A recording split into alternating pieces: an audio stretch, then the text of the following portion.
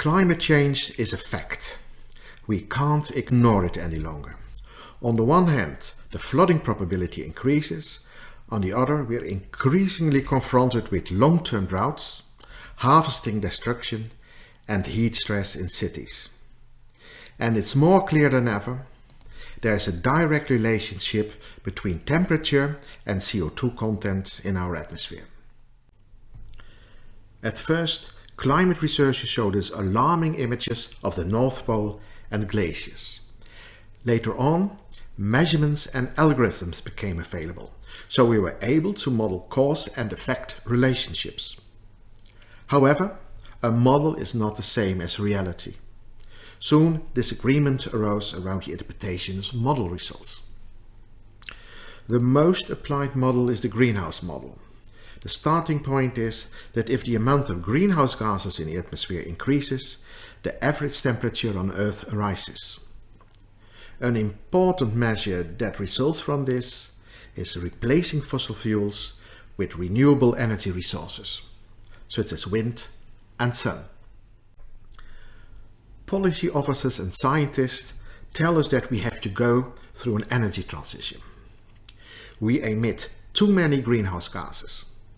If we pre-assume a slight growth in our energy consumption, we can keep the temperature on Earth at an acceptable level. Then, nuclear power is fully negotiable. In this way, we'll realize good living conditions in our environment, and we can save the Earth. This sounds really fantastic and almost too good to be true. That's why we must remain critical. Aristotle once stated that the beginning of wisdom is found in doubting. The greenhouse model provides impressive insights. However, we must avoid tunnel vision. Sjaak Uiterdijk is a critical thinker. Since 5 years he points out that there are some wrong assumptions within the current climate models. Based on that, he developed the living room model as a counterpart. This model reveals a completely different cause for global warming. Sjaak states that as people were using more and more energy, and that only that energy, independent from the kind of energy, is warming up the atmosphere. This is comparable to heating a living room, regardless the type of energy that is used to warm up the boiler: oil, natural gas, or electricity. Because we use more energy and the temperature rises, our atmosphere will contain more greenhouse gases. That's quite a fundamental difference with the greenhouse model. Over the last 5 years, Sjaak Uiterdijk sent his findings to around 200 climate experts regularly, and finally also his book. However, his insights are ignored. With this video, I certainly do not want to boost discussions about right and wrong. On the contrary. But I do hope to ensure that scientists and policy staff feel challenged to be a little bit more critical. From here, this video offers a thought experiment. Suppose, purely hypothetical, the living room model is correct. The temperature rise is particularly the result of energy consumption. What will be the consequences for our climate policy then? In climate policy, we distinguish between climate adaptation and climate mitigation. With adaptation, we redesign water systems so we can deal both with extreme showers and droughts. And we green the living environment to cool down cities. Also, we try to increase biodiversity. Whatever model you use, this is always okay. With climate mitigation, we try to limit climate change, especially by using renewable energy resources instead of fossil fuel.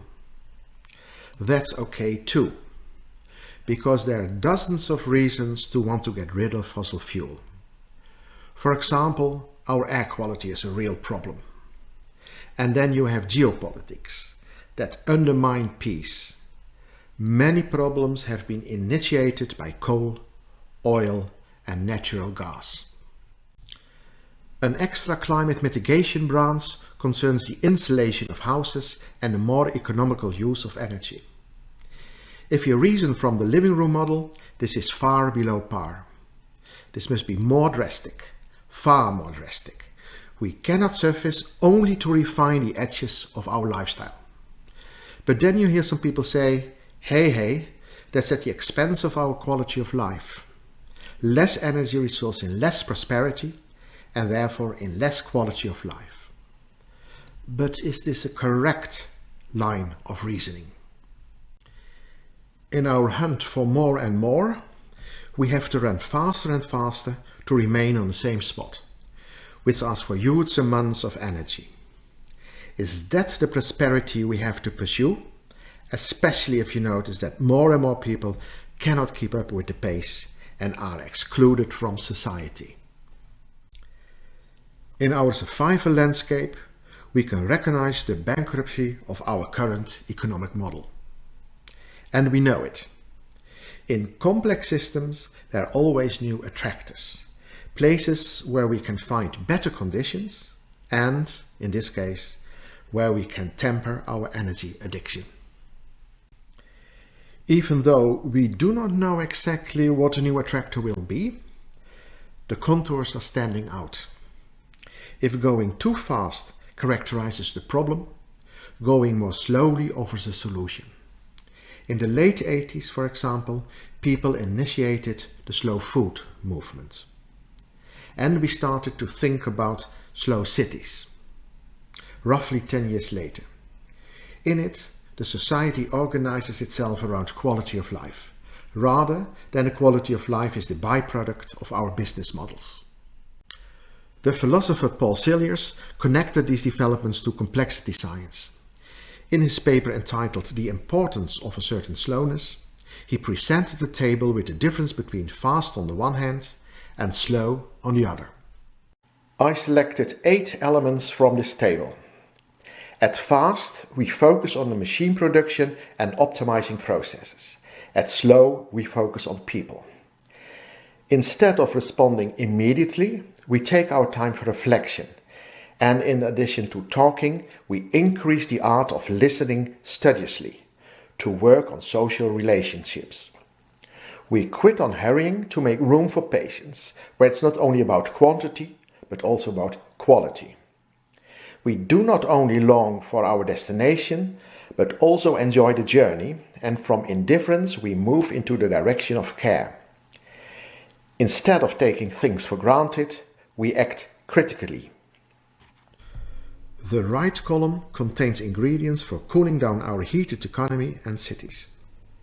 They make our society more humane and strengthen our connections with nature. Within complex systems, it's not wise only to focus on slowing down, because then you end up with a new too simple line of reasoning. If you want to adapt, you must also continue to accelerate. It's about the balance and the interaction. The challenge is to connect both developments so they can strengthen each other. Then you will have quality of life. Now, a healthy balance is far out of sight.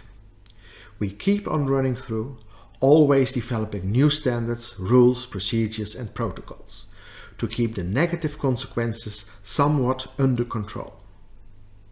This results in an overheated economy and stifling complicatedness. We are increasingly feeling ourselves unable to tackle issues like housing shortages, refugees, poor water quality and biodiversity decrease. By reflecting on the living room model, I come to the insight that we have to make our energy greener and that we have to reduce our energy consumption significantly. By using less energy, we lower the temperature in our atmosphere, and by looking for new attractors in our complex society, we can combine the greening with an increase of quality of life. In fact, this model is not so bad at all. However, climate researchers and policymakers have to be open to approaches that are broader than those of the purely technological transition from fossil to renewable resources. There are doubts about the current climate models. I read about it regularly.